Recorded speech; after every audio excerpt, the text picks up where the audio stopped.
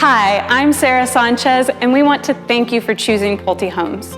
We're excited to work with you and have a few tips on how to make that a successful experience.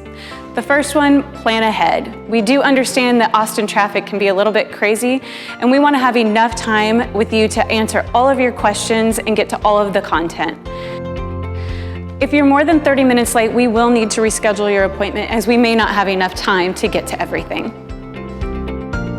Next, be sure to be prepared. You'll be given a PowerPoint presentation, your pricing, and flooring zones ahead of time, and we recommend that you attend an open house, if not several, to prepare yourself for your design appointment.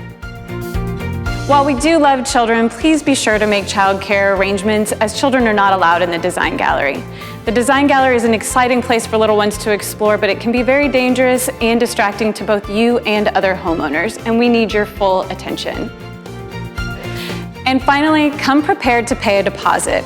The deposit will be anything over 10% of your base price, will be 50% of that overage, and that is your structural, non-structural, and electrical that is included in that.